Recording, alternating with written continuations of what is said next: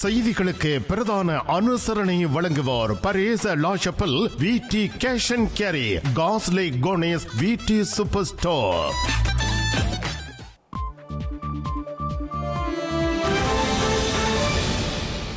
வணக்கம். நீங்கள் இணைந்திருப்பது ஐபிசி தமிழின் செய்தி நேரம். முதலில் தலைப்புச் செய்திகள்.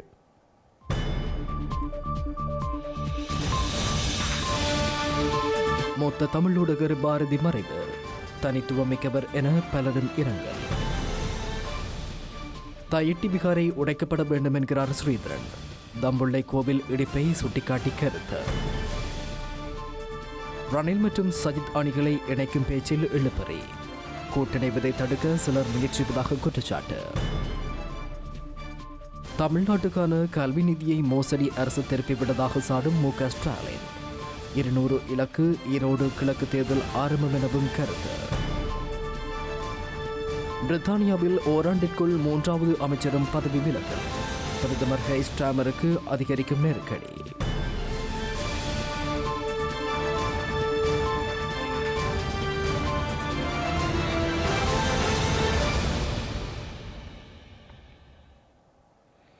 இனி தொடர்பான விரிவான செய்திகள். தமிழ் ஊடகப் பரப்பில் தனக்கென தனியிடம் பதித்த மூத்த ஊடகவியலாளர் பாரதி ராஜநாயகம் இன்று யாழ்ப்பாணத்தில் காலமானார்.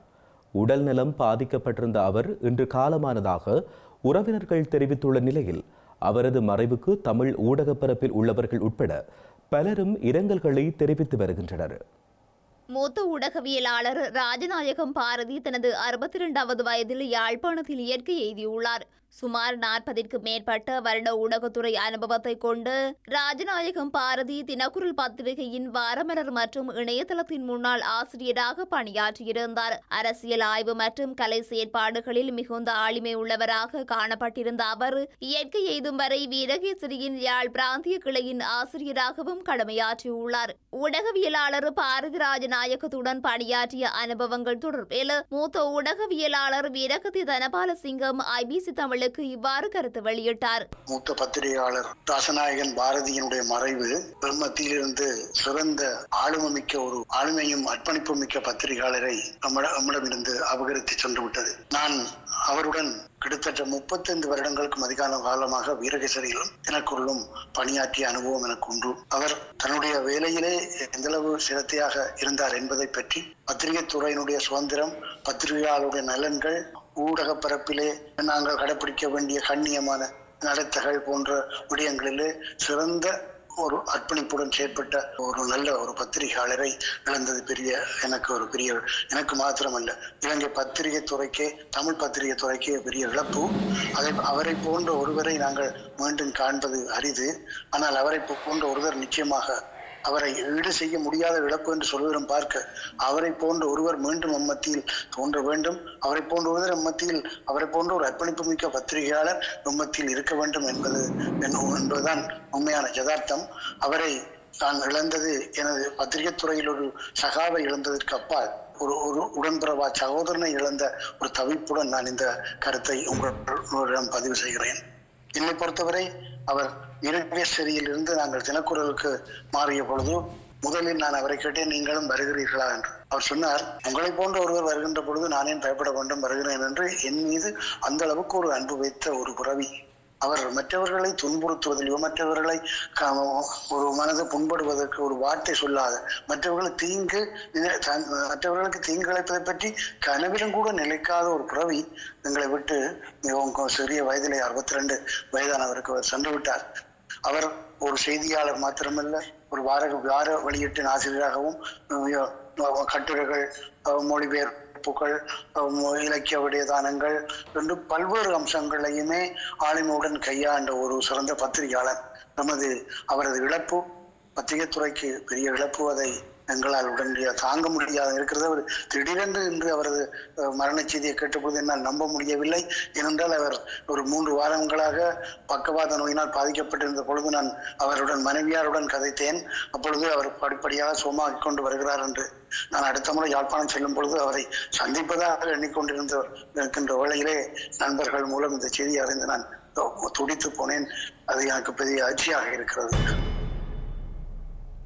இலங்கையில் காணப்படும் சட்டம் எல்லோருக்கும் பொதுவானதாக காணப்படுமாயின் சட்டவிரோதமாக அமைக்கப்பட்டுள்ள தையிட்டி விகாரை உடைக்கப்பட வேண்டும் என இலங்கை தமிழரசுக் கட்சியின் நாடாளுமன்ற உறுப்பினர் சிவஞானம் ஸ்ரீதரன் தெரிவித்துள்ளார். இலங்கையில் காணப்படும் சட்டத்தை முன்னிலைப்படுத்தி தம்புள்ளையில் காளி கோயில் அளிக்கப்பட்ட விடயத்தையும் ஸ்ரீதரன் சுட்டிக்காட்டியிருந்தார். அத்துடன் சட்டவிரோதமாக அமைக்கப்பட்டுள்ள விகாரைக்கு எதிராக முன்னெடுக்கப்படவுள்ள போராட்டத்திற்கு முழுமையாக ஆதரவு வழங்கவுள்ளதாகவும் யாழில் இடம்பெற்ற ஊடக சந்திப்பில் அவர் குறிப்பிட்டுள்ளார். தையிட்டி விகாரையினுடைய சில போராட்டங்களில் நானும் கலந்து கொண்டிருக்கிறேன். போலீசாரால் தடுக்கப்பட்டும் கூட நான் உள்ளுக்கும் போய் இருந்த நாட்களும் உண்டு. உள்ளுக்கொண்டு நான் சொல்றது அந்த விகாரையினுடைய இடத்துல. ஆகவே நாங்கள் அந்த போராட்டத்தில் கலந்து கொள்வோம். நான் ஏற்கனவே வெளிகாமம் வடக்கில் உள்ள எங்களுடைய முன்னாள் கௌரவ உறுப்பினரோடும் இது பற்றி நேற்று பேசியிருக்கிறேன். தொடர்ந்தும் ஏனைய இடங்களில் இருக்கிற எங்களுடைய உறுப்பினர்களும் கலந்து கொள்வார்கள். நாங்கள் பெருமளவில் எங்களுடைய மக்கள் கலந்து கொண்டு அதனை அடையாளப்படுத்த வேண்டிய கடமையும் பொறுப்பும் எங்களுக்கு உண்டு. ஏனென்றால் இது ஒரு சட்டத்துக்கு முரணாக சர்வாதிகார முறையில் அமைக்கப்பட்ட ஒரு விகாரை. குறிப்பாக பலர் என்று உதாரணம் காட்டுகிறார்கள். டம்புள்ளவில் அமைக்கப்பட்ட ஒரு காளி கோயிலை 30 ஆண்டுகள் இருந்த காளி கோயிலை எப்படி சிதைத்து அழித்தார்கள், சட்டம் எப்படி பாய்ந்தது. ஒரு சட்டம் என்பது எல்லாருக்கும் சமமானது. அதான் ஜனாதிபதி இன்றைக்கு சொல்றார், நாங்கள் இந்த நாடு சமமான நாடு என்று சொல்றார். இங்க இருக்கிற மக்கள் எல்லாம் சமமானவர்கள் என்று சொல்றார். ஆகவே சட்டம் எல்லாருக்கும் சமனானது என்றால் இந்த விகாரம் உடைக்கப்படும். இது நான் இனவாத கருத்து அல்ல, இது இனவாதத்துக்காக சொல்லப்படவில்லை. எப்படி காளி கோயில் டம்புள்ளையில் உடைக்கப்பட்டதோ அது முரண்பாடு என்று சொல்லப்படுகிறதோ அவ்வாறு இது சட்டத்துக்கு முரணாக ஹை செக்யூரிட்டி சோன், உயர் பாதுகாப்பு வலயம் என்று சொல்லப்பட்டு மக்கள் அங்கு போக விடாமல் தடுத்து வைக்கப்பட்டிருந்த நேரத்தில் மக்களுடைய காணியை பலாத்காரமாக பிடித்து அதில் விகாரை கட்டினது எந்த நாட்டினுடைய நியாயம்? இது எந்த நாட்டில் இந்த சட்டம் இருக்குது? ஆகவே மக்களை சமனாக மதிக்கின்ற ஜனாதிபதி, இந்த நாட்டினுடைய ஏனைய அமைச்சர்கள், இந்த துறை சார்ந்த அமைச்சர்கள் உடனடியாக சட்டத்தின்படி இந்த நடவடிக்கை மேற்கொள்ளப்பட வேண்டும். உதாரணமாக கீரிமலையில் கூட இன்றைக்கு எங்களுடைய பல கோயில்கள் தலைசவனுக்குள் அம்பிட்டு போயிருக்கிறது. பல இடங்களில் இன்னும் மக்கள் சென்று வணக்கம் செலுத்த முடியவில்லை. அம்மன் கோயில்கள் பலாலியினுடைய விஸ்தரிப்புக்குள் அகப்பட்டு போயிருக்கிறது, விடுவிக்கப்படவில்லை. எங்களுடைய வணக்க முறைகள் தடுக்கப்பட்டிருக்கிறது. குருந்தூர் மலையிலே விகாரை கட்டக்கூடாது என்று நீதிமன்றம் கட்டளை வழங்கிய பிற்பாடும் அங்கு விகாரை கட்டி எழுப்பப்பட்டிருக்கிறது. அதனால் அந்த நீதவான் கூட நாட்டை விட்டு சரவணராஜா ஓட வேண்டிய சூழ்நிலை வந்தது. இதுக்கு சட்டம் என்பது யாருக்கு சொந்தமானது? இந்த நாட்டிலே ஒரு பகுதியினருக்கு, பெரும்பான்மையினருக்கு மட்டும் சொந்தம் என்றால் அவர்கள் வைத்திருக்கலாம். சட்டம் சமனானதென்றால் அந்த சட்டம் தன் கடமையை வேகமாக செய்ய வேண்டும். ஐக்கிய தேசிய கட்சியினையும் ஐக்கிய மக்கள் சக்தியினையும் ஒன்றிணைக்கும் நோக்கில் நடத்தப்படும் பேச்சுக்களுக்கு சஜித் தரப்பு குழு ஒன்று இடையூறு விளைவிப்பதாக தெரிவிக்கப்படுகிறது. ஐக்கிய மக்கள் சக்தியின் தேசிய பட்டியலின் நாடாளுமன்ற உறுப்பினர் உள்ளிட்ட குழுவினர் கட்சியில் உள்ள பதவிகளை இழந்து விடுவோமோ என்கின்ற அச்சத்தில் இந்த முயற்சியை சீர்குலைக்க முயற்சிப்பதாக அந்த கட்சியின் பேச்சாளர் ஒருவர் தெரிவித்துள்ளார். இலங்கையில் எதிர்வரும் ஏப்ரல் மாத இறுதியில் நடைபெறவுள்ள உள்ளூராட்சி சபை தேர்தலை இணைந்து எதிர்கொள்வதற்கான பேச்சுக்களை ரணில் விக்ரமசிங்க தலைமையிலான ஐக்கிய தேசிய கட்சியும் சஜித் பிரேமதாச தலைமையிலான ஐக்கிய மக்கள் சக்தியும் முன்னெடுத்து வருகின்றது. இந்த இரண்டு கட்சிகளும் பொது சின்னத்தில் போட்டியிடுவதற்கான பேச்சுக்கள் முன்னெடுக்கப்படுகின்ற போதிலும் தற்போதைய சூழ்நிலை காரணமாக அவ்வாறான இணைப்பு இடம்பெறாது எனவும் பேச்சாளர் மேலும் தெரிவித்துள்ளார். இந்த இரண்டு கட்சிகளையும் ஒன்றிணைப்பது தொடர்பில் கலந்துரையாடப்பட்ட போதிலும் கட்சித் தலைவர் ஒருவர் அதில் அதிக அக்கறை காட்டவில்லை எனவும் அவர் மேலும் தெரிவித்தார். இதனிடையே ஐக்கிய தேசிய கட்சிக்கும் ஐக்கிய மக்கள் சக்திக்கும் இடையிலான பேச்சுவார்த்தைகளால் இன்னும் இறுதி உடன்பாட்டை எட்டவில்லை என ஐக்கிய தேசிய கட்சியின் பொதுச் செயலாளர் தலதா அத்துகூர்ல கூறியுள்ளார். இரு கட்சிகளுக்கும் ஒரு உடன்பாட்டை எட்ட முடிந்தால் மட்டுமே எதிர்காலத்தில் கூட்டுத்திட்டம் செயற்படுத்தப்படும் எனவும் அவர் குறிப்பிட்டுள்ளார். இரண்டு கட்சிகளையும் இணைக்கும் பேச்சுக்கள் தொடர்ந்து முன்னெடுக்கப்படுவதாக கூறியுள்ள தலதா அத்துக்கோரல இந்த பேச்சுக்களில் தோல்வியடையும் பட்சத்தில் அதற்கான விளக்கத்தை வழங்குவோம் எனவும் குறிப்பிட்டுள்ளார். இலங்கையில் சீனாவின் பிரசன்னம் அதிகரித்து வருகின்றமை தமது பாதுகாப்பிற்கு அச்சுறுத்தலானது என இந்தியா கருதும் நிலையில் தமிழர் தாயக பகுதிகளை இலக்கு வைத்து வெள்ளத்தினால் பாதிக்கப்பட்ட மக்களுக்கு சீனா உலர் உணவுப் பொதிகளை வழங்கியுள்ளது. குறிப்பாக வவுனியா, முல்லைத்தீவு மற்றும் கிளிநொச்சி மாவட்டங்களில் பாதிக்கப்பட்ட மக்களுக்கு சீன தூதரகத்தின் பிரதானி இந்த உதவிப் பொருட்களை வழங்கி வைத்துள்ளார்.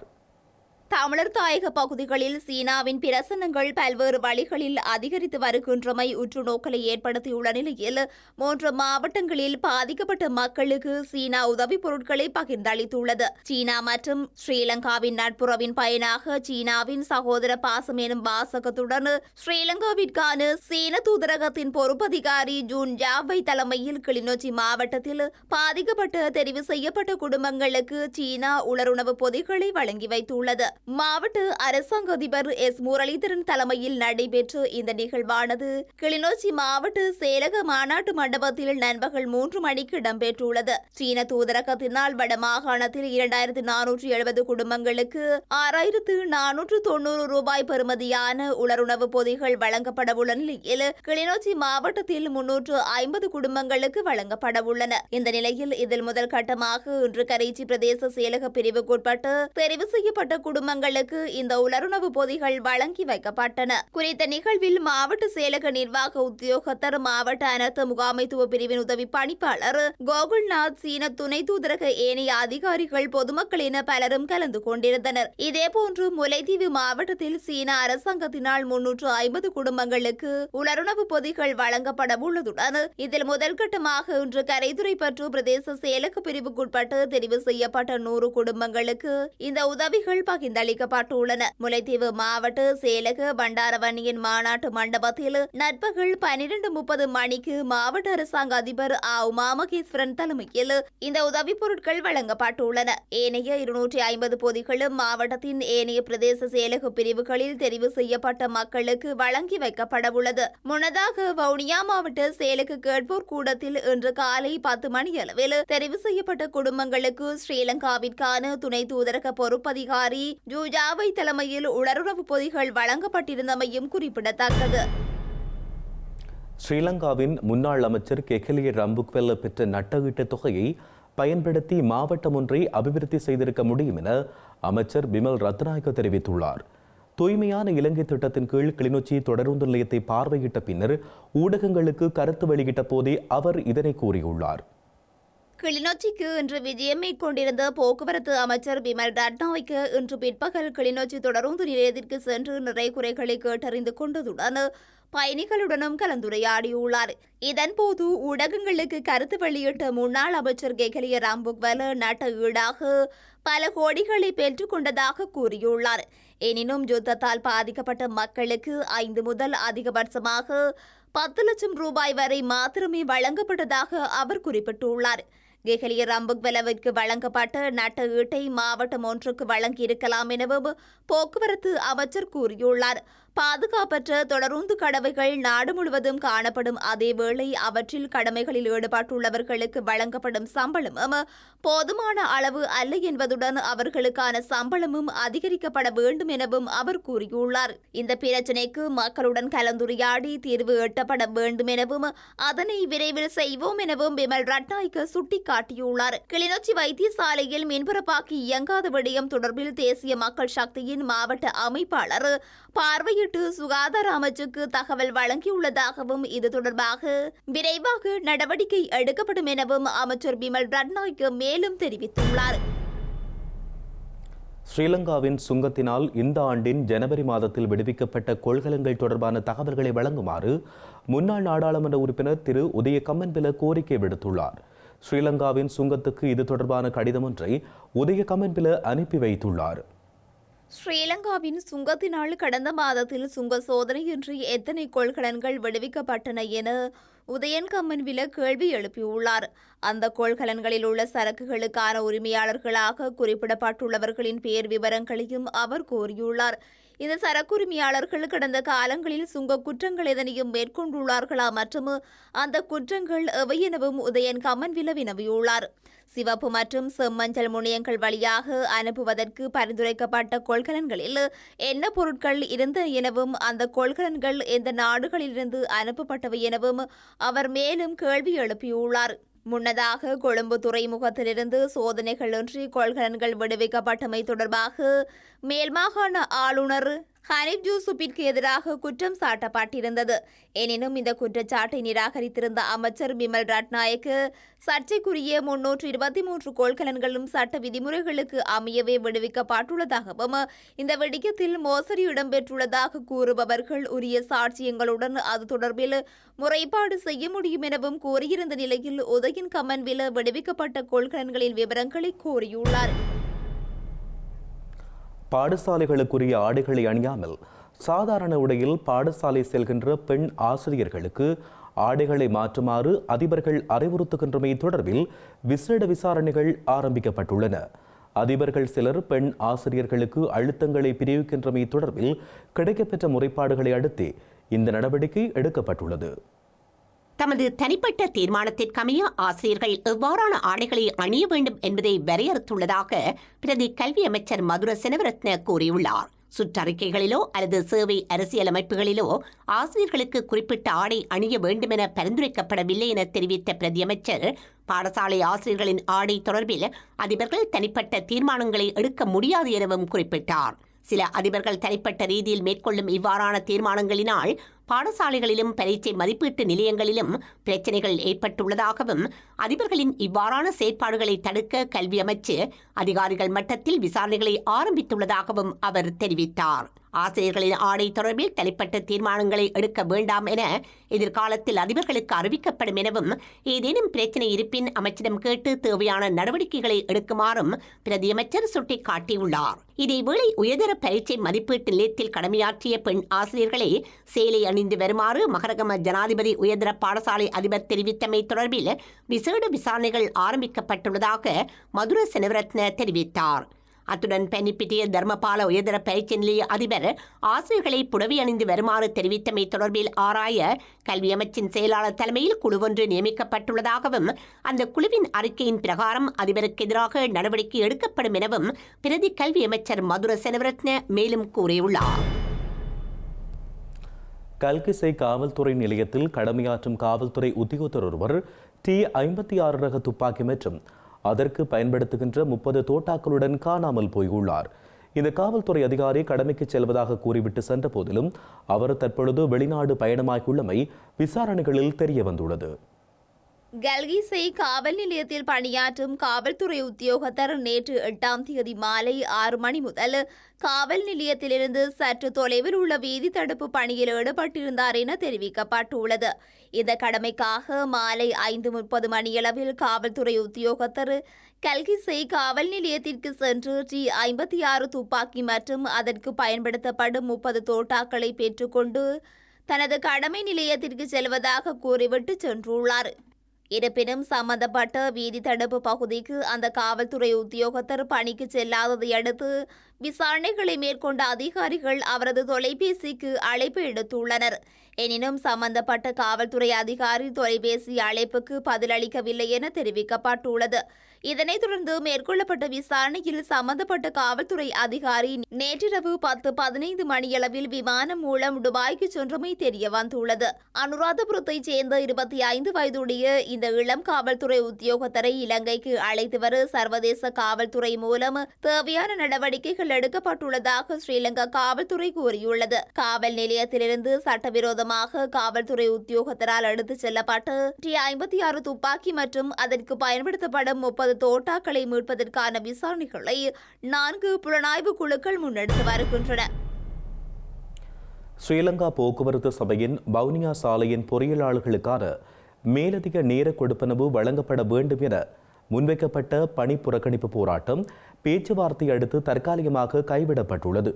இதேவேளை இந்த விடயம் தொடர்பில் எதிர்வரும் வாரம் போக்குவரத்து சபையின் உயர் அதிகாரிகளுடன் பேச்சுவார்த்தை ஒன்றை முன்னெடுக்க தீர்மானிக்கப்பட்டுள்ளது. ஸ்ரீலங்கா போக்குவரத்து சபையின் வவுனியா சாலையின் பொறியியல் பிரிவில் பணிபுரியும் ஊழியர்களுக்கு 2 மாதங்களாக மேலதிக நேர கொடுப்பனவுகள் வழங்கப்படாத நிலையில் இன்று காலை முதல் பணிப்புறக்கணிப்பு போராட்டம் முன்னெடுக்கப்பட்டது. இதனால் வவுனியா சாலையின் பேருந்துகள் இன்று காலை முதல் சேவைகளை முன்னெடுக்கவில்லை. இந்த நிலையில் சாலைக்கு சென்ற தேசிய மக்கள் சக்தியின் வன்னி மாவட்ட நாடாளுமன்ற உறுப்பினர் மா ஜெகதீஸ்வரன் பணிப்புறக்கணிப்பில் ஈடுபட்ட ஊழியர்கள் மற்றும் அதிகாரிகளுடன் பேச்சுவார்த்தையில் ஈடுபட்டிருந்தார். அவர்களுக்கான மேலதிக நேர கொடுப்பனவை விரைவாக வழங்குவதாக உறுதியளிக்கப்பட்டதை அடுத்து இந்த பணிப்புறக்கணிப்பு தற்காலிகமாக கைவிடப்பட்டுள்ள நிலையில் போராட்டக்காரர் ஒருவர் ஊடகங்களுக்கு இவ்வாறு கருத்து வெளியிட்டார். இலங்கை போக்குவரத்து சபை என்பது ஏழை எளிய மக்களின் ஒரு முதுகெலும்பு போன்றது, போக்குவரத்துக்கான முதுகெலும்பு போன்றது. அந்த துறையிலே பாரிய பிரச்சனைகள் காணப்படுகின்றன. கடந்த காலங்களிலே அவற்றை நிவர்த்தி செய்வதற்கான சரியான நடவடிக்கைகள் எடுக்காத காரணத்தினால் அந்த பிரச்சனைகள் இப்போது பூதாரகாரமாக காணப்படுகின்றன. அந்த வகையிலே தேசிய மக்கள் சக்தியின் சார்பாக இந்த போக்குவரத்து துறை, அதாவது முக்கியமாக இந்த இபோசா போக்குவரத்து துறையை மேம்படுத்துவதற்குரிய திட்டங்கள் பல வகுக்கப்பட்டுள்ளன. ஊழியர் பற்றாக்குறை பாரிய அளவிலே இருக்கின்றது. ஊழியர்களை புதிதாக உள்வாங்குவதற்குரிய நடவடிக்கைகள் எதிர்வரும் மாதங்களிலே இடம்பெற இருக்கின்றது. அத்தோடு போக்குவரத்து துறைக்கு தேவையான புதிய பஸ்களும் இறக்குமதி செய்யப்பட்டு டிப்போக்களுக்கு வழங்கப்பட இருக்கின்றன. அதே போல பழைய பஸ்களை திருத்துவதற்கான உதிரி பாகங்கள் போன்றவற்றை இறக்குமதி செய்து பஸ்களை புனர் நிர்மாணம் செய்து மக்களின் பாவனைக்காக நாங்கள் வழங்குவதற்கு தீர்மானித்துள்ளோம்.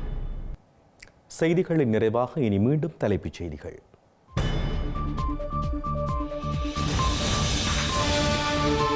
மொத்த தமிழ் ஊடகர் பாரதி மறைவு, தனித்துவமிக்கவர் என பலரும் இரங்கல். தயிட்டி விகாரை உடைக்கப்பட வேண்டும் என்கிறார் ஸ்ரீதரன். தம்புள்ளை கோவில் இடிப்பை சுட்டிக்காட்டி கருத்து. ரணில் மற்றும் சஜித் அணிகளை இணைக்கும் பேச்சில் இழுபறி, கூட்டிணைவதை தடுக்க சிலர் முயற்சிப்பதாக குற்றச்சாட்டு. தமிழ்நாட்டுக்கான கல்வி நிதியை மோசடி அரசு திருப்பிவிட்டதாக சாடும் மு.க. ஸ்டாலின். 200 இலக்கு ஈரோடு கிழக்கு தேர்தல் ஆரம்பம் எனவும் கருத்து. பிரித்தானியாவில் ஓராண்டிற்குள் 3வது அமைச்சரும் பதவி விலகல். பிரதமர் கெய்ர் ஸ்டார்மருக்கு அதிகரிக்கும் நெருக்கடி.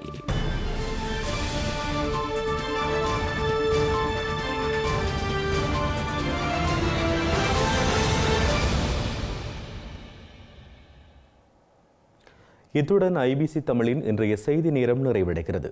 உடனுக்குடன் நீங்கள் செய்திகளை அறிந்து கொள்ள ibctamil.com என்கின்ற எமது இணையதளத்தினை பார்வையிடுங்கள். வணக்கம்.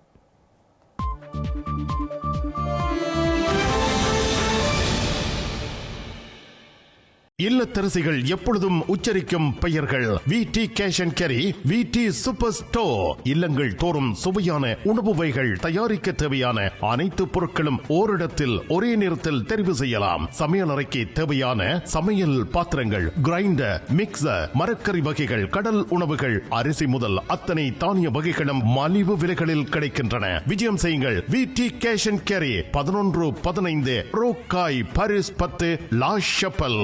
விடி சூப்பர் ஸ்டோர், காஸ்லே கோனிஸ்.